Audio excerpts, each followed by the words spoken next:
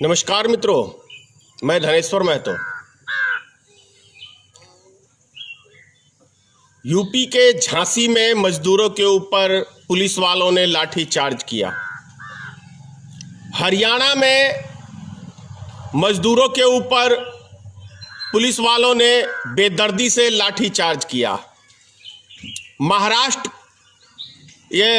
बोल रहा हूँ, गुजरात के अंदर पुलिस वालों ने बहुत ही बेरहमी के साथ पुलिस वालों ने मजदूरों के ऊपर लाठी चार्ज किया। यूपी के अंदर बस पलट जाती है, 31 आदमी की मृत्यु हो जाती है। यूपी के अंदर ही ट्रक आमने सामने टकराता है, 26 व्यक्तियों की मौत हो जाती है। लगातार मजदूरों का मरना एक्सीडेंट के माध्यम से, चाहे पुलिस ने मारा, कुछ ये हजम नहीं हो रहा है। हजम इसलिए नहीं हो रहा है कि जो सरकार इतने सारे दावे करके सत्ता में आई थी देश की तकदीर बदलने के लिए, और वो अचानक से 5,65,000 कंपनियों को बंद करने का काम करती है। उसके बाद अचानक से लॉकडाउन करके पूरे भारत की जनता का काम काज ठप करने का काम करती है। अचानक से डिसीजन लेके नोटबंदी करके पूरे भारत का काम काज ठप करने का काम करती है। वो सरकार बेहतर कैसे हो सकती है? और उससे भी बड़ा शर्मनाक कल बयान निर्मला सीतारमण, वित्त मंत्री भारत सरकार का जो महिला है सीतारमण, उसने जो कल बयान दिया है मजदूरों के प्रति, शर्मसार करने वाला यह बयान है कि राहुल गांधी बैग उठा के कंधे पे लेके क्यों नहीं गए। तो आपको सीतारमण जी बता दूं, ये बैग उठाने का ठेकेदारी 5 साल के लिए जनता ने आपको दिया है। आपको इस देश की जनता का बैग उठा के आपका काम है ले जाना। भारत की जनता ने 5 साल के लिए भाजपा सरकार को चुना है, और भाजपा सरकार का काम है एक एक देशवासियों का झोला उठाना कंधे के ऊपर। यही मांगा था ना नरेंद्र मोदी ने, मुझे 60 दिन दे दो, 60 दिन में मैं देश का आपका तक। प्रधानमंत्री ने 60 महीने मांगे थे, 60 महीने दिए। क्या कर लिया प्रधानमंत्री ने? फिर से 60 महीने दिए।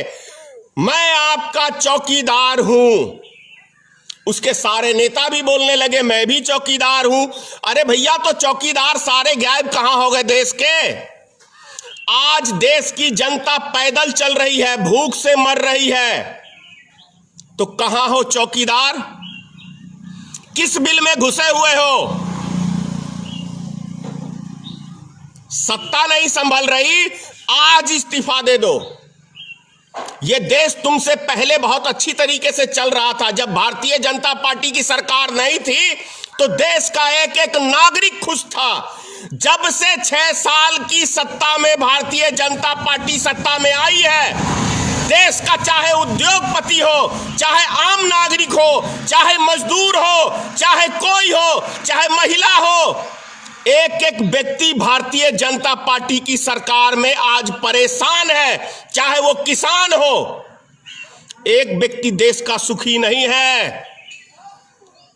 शर्म नहीं आती इस बयान को देते हुए सीतारमण?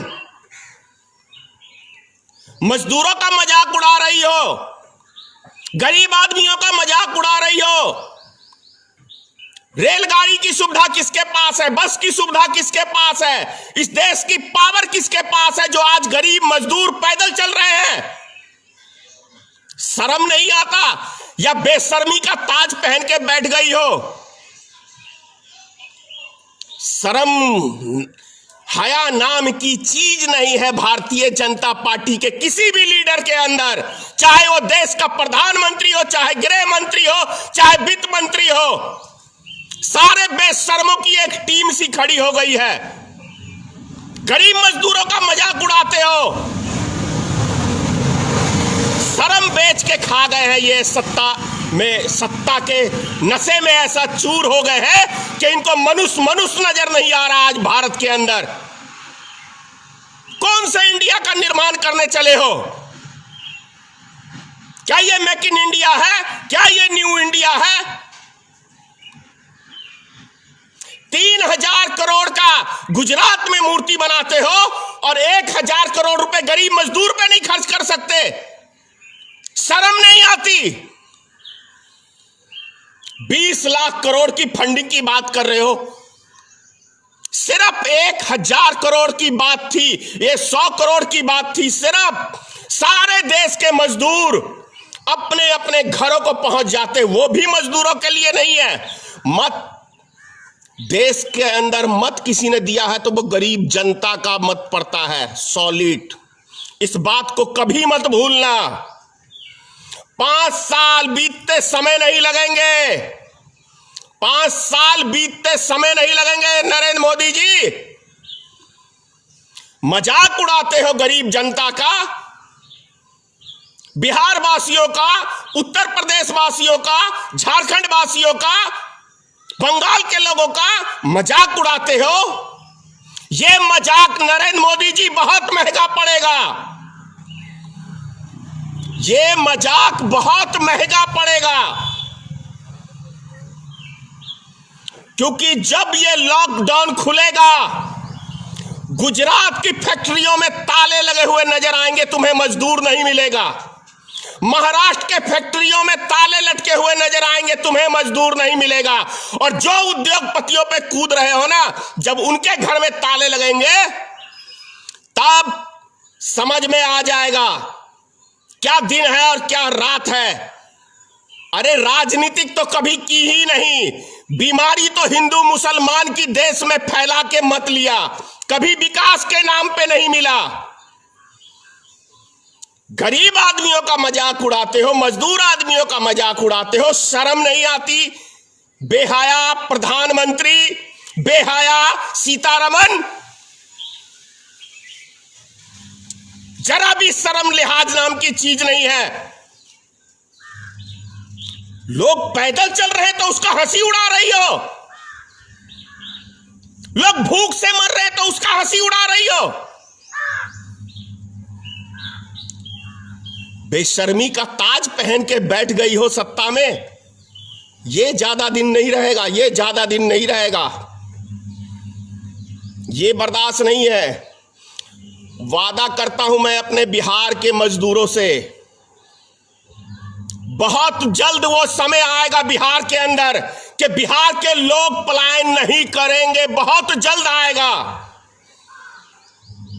मेरे जीवन का एक ही मकसद है कि बिहार के लोग पलायन नहीं करेंगे, दूसरा और कोई मकसद नहीं है। मैं सत्ता का लोभी नहीं हूं, ना ही बहुत जल्दी वो समय आएगा बिहार का कि लोग बिहार के अंदर रोजी रोजगार तलाशने के लिए आएंगे। लॉकडाउन खुलने दो माननीय प्रधानमंत्री जी, वो दिन आएगा। और ये धनेश्वर महतो वचन दे रहा हूं बिहार की जनता को कि बिहार में रोजगार मिलेगा। मैं जानता हूं कैसे रोजगार मिलेगा। ज्यादा कुछ नहीं कहूंगा, इतना ही कहूंगा, जय हिंद, जय भारतीय मित्र पार्टी, सीताराम, मां भगवती, मां जगदम्बे। इन मूर्खों की जमात को अकल थोड़ी सी दे देना। जय हिंद, जय हो। 2 लॉकडाउन में तो महादेव बाबा दिखे और तीसरे चौथे से गायब हो गए। अब तो तैयारी हो गई। हमने तो राज्यों के हिस्से में छोड़ दिया था निर्णय लेने का। मैं क्या करता, चीन से भी आगे 1 लाख ज्यादा है। और ये होना था पहले ही। मोदी जी भक्त और नेता भक्त लोग सब कुछ तय कर लेते हैं कि 16 तारीख को शून्य हो जाएगा कोरोना वायरस, जादू की छड़ी चलेगी। ये मजदूरों की आह किसी को नहीं छोड़ेगा जनाब।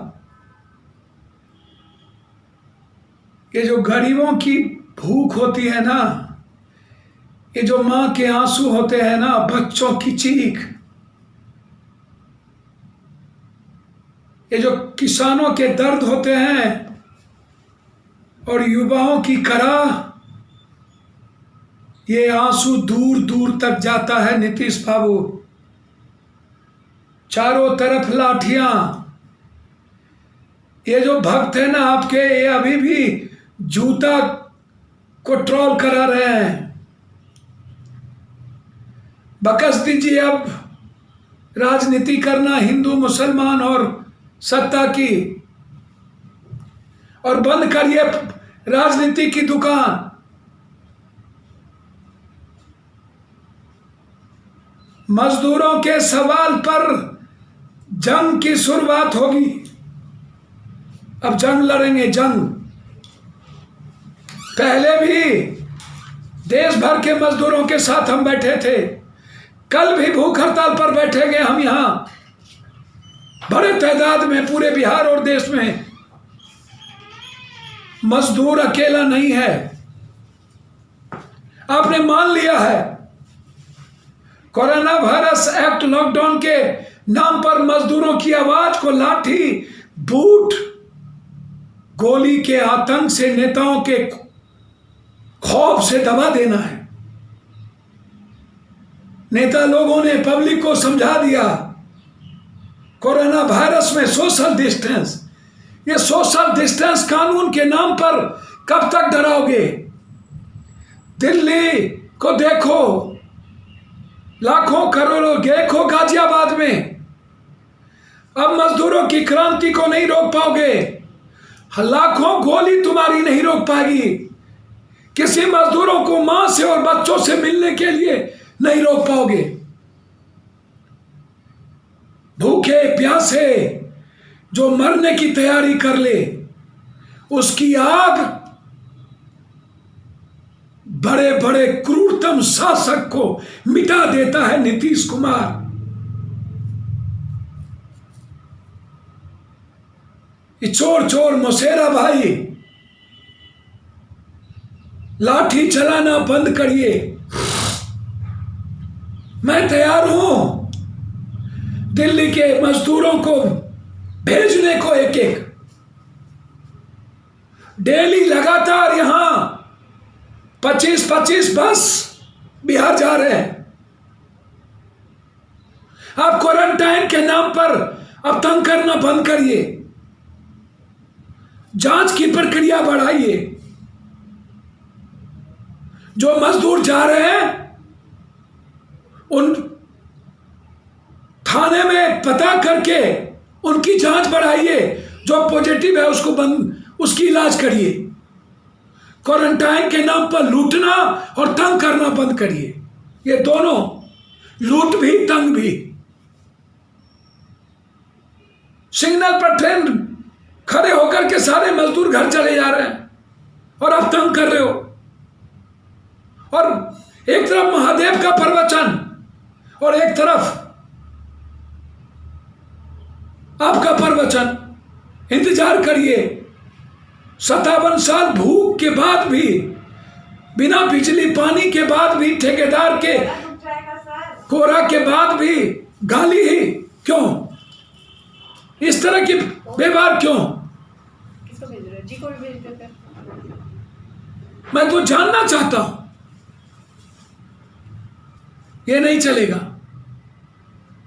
इसलिए सवाल है, ये इमरजेंसी, सोशल डिस्टेंस और कोरोना वायरस के नाम पर आम लोगों पर दमन और शोषण बंद करिए। कोरोना वायरस के नाम पर इस हिंदुस्तान की तकदीर और तस्वीर बदलने वाले मजदूरों पर जुल्म करना, आतंक करना बंद करिए। आप लोग आतंकवादी हो गए हैं, उसको भी ठप गए। आप लोग सूदखोरों के दलाल हैं।